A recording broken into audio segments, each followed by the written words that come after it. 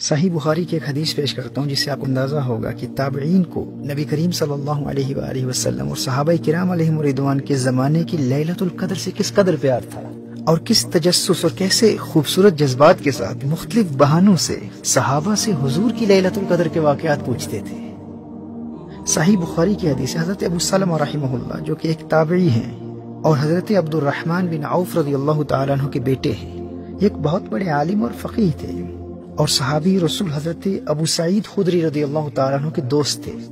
حضرت ابو سلمہ فرماتے ہیں کہ میں اپنے دوست حضرت ابو سعید خدری رضی اللہ تعالیٰ عنہ کی بارگاہ میں حاضر ہوا اور عرض کی کہ کیوں نہ آج ہم فلاں باغ میں سیر کے لیے چلیں، سیر بھی ہو جائے گی اور اسی بہانے کچھ باتیں بھی کر لیں گے۔ اب سیر کیا کرنی تھی، ان کا ارادہ یہ تھا کہ ان کو سیر پر لے جاؤں گا اور سیر کے بہانے کچھ محبوب کا ذکر بھی ہو جائے گا، اور خاص طور پر حضور اکرم صلی اللہ علیہ وآلہ وسلم کے زمانے کی لیلۃ القدر میں رونما ہونے والے واقعات ان سے سن لوں گا۔ دیکھیے، جب انسان کو کسی سے حقیقی پیار ہو جاتا ہے نا تو وہ مختلف بہانوں سے اپنے یار کی باتیں کرتا ہے۔ اب جب یہ روانہ ہوئے تو حضرت ابو سلمہ رضی اللہ تعالیٰ عنہ نے حضرت ابو سعید خدری رضی اللہ تعالیٰ عنہ سے پوچھا، حدثنی ما سمعت من النبی صلی اللہ علیہ وآلہ وسلم فی لیلۃ القدر، شب قدر کے متعلق آپ نے جو نبی کریم صلی اللہ علیہ وآلہ وسلم سے سنا ہے کچھ اس کے متعلق مجھے بھی بتائیے۔ حضرت ابو سعید خدری رضی اللہ تعالیٰ عنہ نے نبی کریم صلی اللہ علیہ وآلہ وسلم کے زمانے کی لیلۃ القدر کا ایک دلچسپ واقعہ بیان کیا۔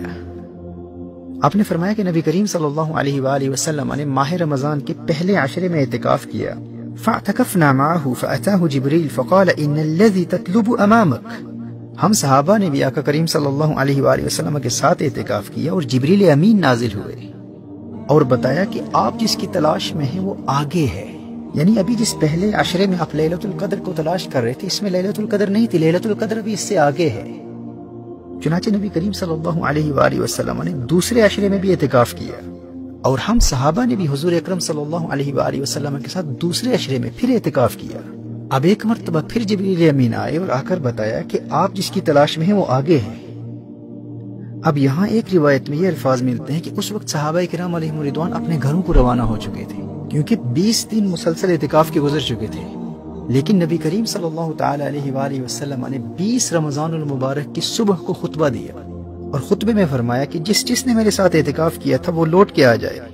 اور پھر اعتکاف کرے، کیونکہ مجھے لیلۃ القدر دکھائی گئی ہے اور بلا دی گئی ہے۔ اب یہاں مختلف روایات ہیں، اس مقام پر ایک روایت میں یہ آتا ہے کہ تم لیلۃ القدر کو آخری عشرہ کی تاک راتوں میں تلاش کرو۔ اب یہاں نبی کریم صلی اللہ علیہ وآلہ وسلم نے اپنے خواب کا ذکر کیا کہ حضور اکرم صلی اللہ علیہ وآلہ وسلم کو کیا دکھایا گیا ہے۔ فرمایا انی رأیت کأنی اسجد فی تین وماء،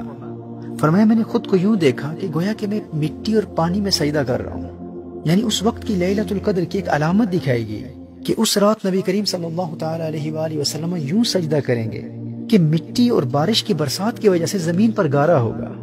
حضرت ابو سعید خدری رضی اللہ تعالیٰ عنہ ارشاد فرماتے ہیں کہ اس وقت مطلع اس قدر صاف تھا کہ آسمان پر بادلوں کا نام و نشان تک نہ تھا۔ فرمایا لیکن ہم کیا دیکھتے ہیں کہ اچانک آسمان پر ایک پتلا سا بادل کا ٹکڑا آیا، اور ایک روایت میں ہے کہ دیکھتے ہی دیکھتے ہمارے سروں کے اوپر بادل کا وہ ٹکڑا پھیل گیا۔ نماز کی تکبیر ہوئی، نبی کریم صلی اللہ علیہ وآلہ وسلم نے نماز پڑھی، کہا کہ مسجد کی چھت کھجور کی شاخوں سے بنی ہوئی تھی، لیکن اس وقت اس قدر برسات ہوئی کہ مسجد کی چھت سے پانی ٹپکنے لگا۔ فرأیت رسول اللہ صلی اللہ علیہ وآلہ وسلم یسجد فی الماء والطین، جیسے نبی کریم صلی اللہ علیہ وآلہ وسلم نے بیان فرمایا تھا بالکل اسی طرح حضرت ابو سعید خدری رضی اللہ تعالیٰ عنہ ارشاد فرماتے ہیں کہ میں نے نبی کریم صلی اللہ تعالیٰ علیہ وآلہ وسلم کو مٹی اور پانی پر سجدہ کرتے دیکھا، حتی رأیت اثر الطین فی جبہتہ، یہاں تک کہ میں نے نبی کریم صلی اللہ تعالیٰ علیہ وآلہ وسلم کی پیشانی پر خاک طیبہ کا اثر دیکھا۔ طیبہ کی مٹی آقا کی پیشانی کے بوسے لے رہی تھی۔ ہم تو یوں کہیں گے نا کہ گویا کہ زمین سے خاک طیبہ اور آسمان سے بارش دونوں مل کر لیلۃ القدر میں ہمارے آقا کریم صلی اللہ تعالیٰ علیہ وآلہ وسلم کے چہرہ انور سے برکتیں حاصل کر رہے تھے۔ حضرت ابو سعید خدری رضی اللہ تعالیٰ عنہ ارشاد فرماتے ہیں کہ اس واقعے سے اس کی تصدیق ہو گئی جو حضور اکرم صلی اللہ علیہ وسلم کو دکھایا گیا تھا، یعنی مطلع بالکل صاف تھا اور آسمان پر دور دور تک کہیں بھی بادل نظر نہیں آ رہے تھے، اور پھر اچانک ایک بادل کا ہمارے سروں کے اوپر آ جانا اور مسجد پر بارش کی برسات اور حضور اکرم صلی اللہ علیہ وآلہ وسلم کی نماز اور سجدے کی بالکل وہی کیفیت جو حضور اکرم صلی اللہ علیہ وآلہ وسلم نے ہم سے بیان کی تھی، جب ہم نے اپنے سچے آقا صلی اللہ علیہ وآلہ وسلم کے پہلے سے بیان کردہ اس منظر کو اپنی آنکھوں سے دیکھ لیا تو اس بات کی تصدیق ہو گئی کہ وہی رات لیلۃ القدر تھی۔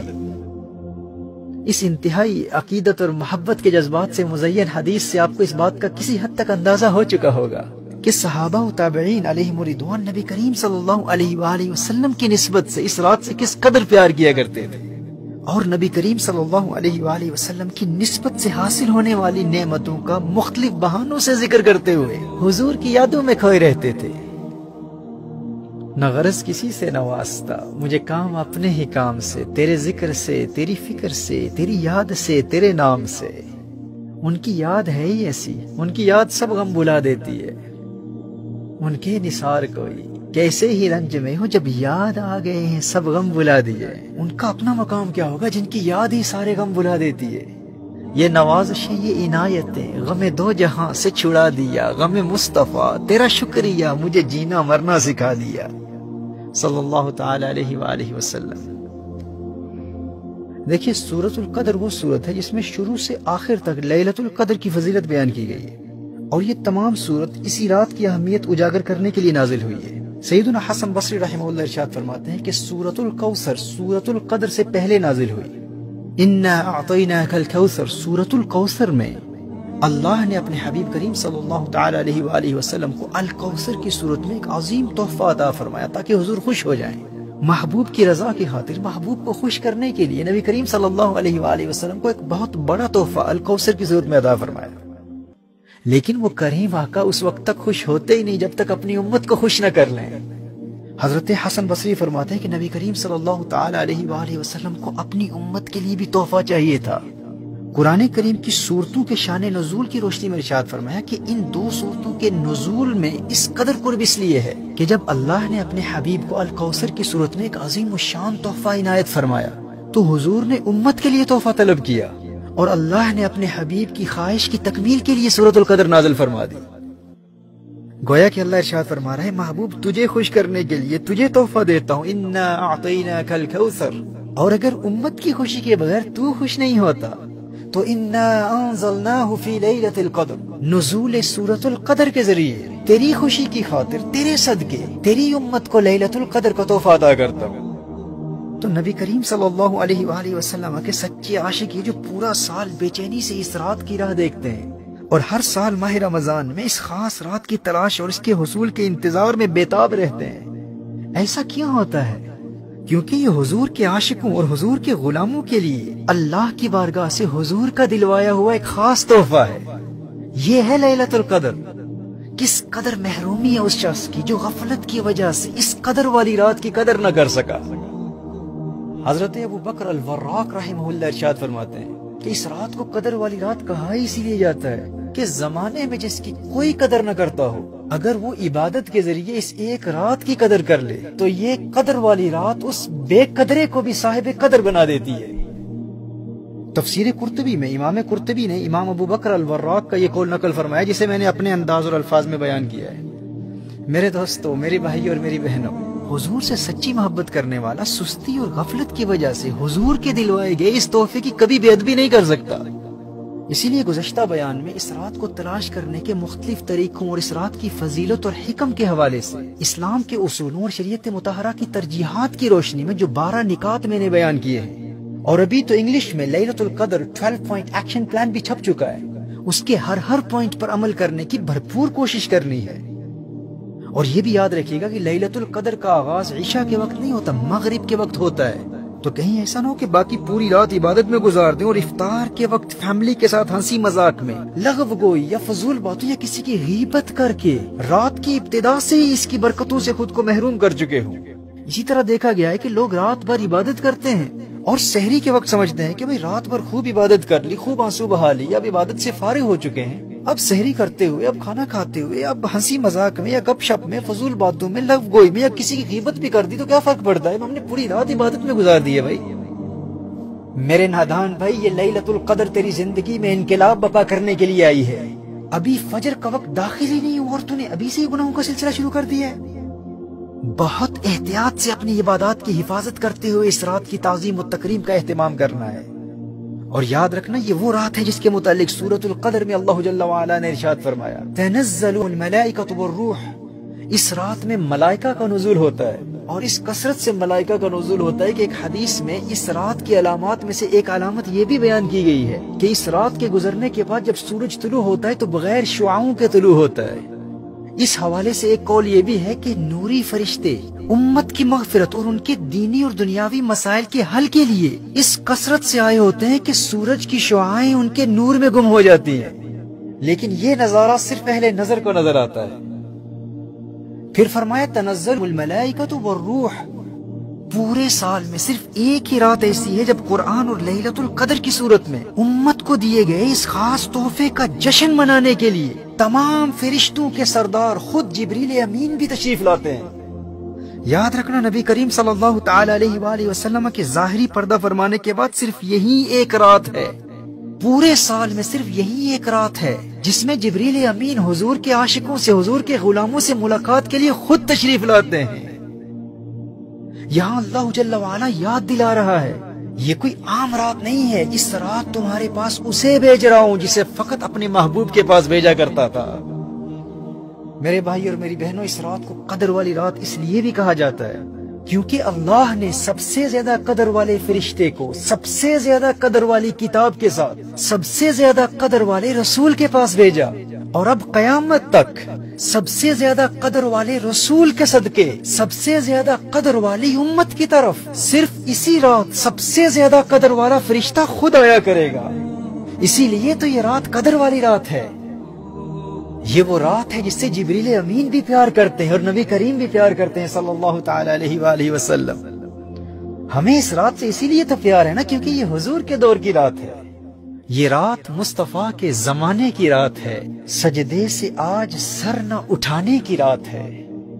گل کر دو سب چراغ کے اندر ہو روشنی، یہ رات تو دلوں کو جلانے کی رات ہے۔ کس قدر محرومی ہے اس شخص کی جو اس رات زندہ تو ہو لیکن اپنے مردہ دل کو زندہ نہ کر سکا۔ یہ رات مصطفیٰ کے زمانے کی رات ہے، سجدے سے آج سر نہ اٹھانے کی رات ہے، گل کر دو سب چراغ کے اندر ہو روشنی۔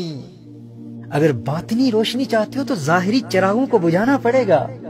اپنی آنکھوں کو بند رکھنا پڑے گا، دنیا کے حسن سے کنارہ کرنا پڑے گا،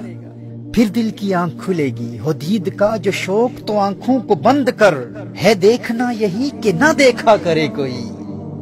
اور پھر کہتی ہو کہ انہیں دیکھنا چاہتا ہوں لیکن دنیا کی چراغوں کو بجھانے کے لیے بھی تیار نہیں ہوں، چاہتا ہوں کہ دل کی آنکھ کھل جائے لیکن میں یہ ظاہری آنکھیں بند تو نہیں کر سکتا، میں موویز بھی دیکھوں گا، بدنگاہی بھی کروں گا، لیکن انہیں بھی دیکھنا چاہتا ہوں۔ کوئی قربانی دینے کے لیے تیار نہیں ہو سکتا لیکن انہیں دیکھنا چاہتا ہوں۔ دنیا کے ہر کام کے لیے قربانی دینے کے لیے تو تیار ہے لیکن ان کی رضا، ان کی خوشی کے لیے کچھ قربان نہیں کر سکتا۔ تو نے عشق کو کھیل سمجھ رکھا ہے۔ کل تک جو قوم کھیلتی تھی شمشیروں کے ساتھ آج فلمیں دیکھتی ہے ہمشیروں کے ساتھ۔ تو شمشیروں کے ساتھ کھیلنے والا تھا، آج اپنی بہنوں کے ساتھ موویاں دیکھنے والا بن گیا اور پھر ان سے محبت کا دعویٰ بھی ہے۔ یہ وہ رات ہے جو تیرے باطن میں ایسا انقلاب بپا کر دے گی کہ تو دنیا کی ہر خواہش قربان کرنے کے لیے تیار ہو جائے گا، بس خلوص نیت سے اس قدر والی رات کی قدر کر لے۔ گل کر دو سب چراغ کے اندر ہو روشنی، یہ رات تو دلوں کو جلانے کی رات ہے۔ آئے ہیں آج ہم کو فرشتے خریدنے، آئے ہیں آج ہم کو فرشتے خریدنے، یہ عشق کی دکان سجانے کی رات ہے۔ چلتے ہیں آؤ ساقیے کوثر کی گھاٹ پر، یہ حشر تک کی پیاس بجھانے کی رات ہے۔ آہوں سے سسکیوں سے دعا سے درود سے، عرش خدا کا پایا ہلانے کی رات ہے۔ پہچانتے بھی ہو کہ نہیں اپنے آپ کو، آئینہ زندگی کو دکھانے کی رات ہے۔ سجدوں کے ساتھ ساتھ مظفر حیات کو، گرویدہ جہاد بنانے کی رات ہے۔ یہ رات مصطفیٰ کے زمانے کی رات ہے، سجدے سے آج سر نہ اٹھانے کی رات ہے۔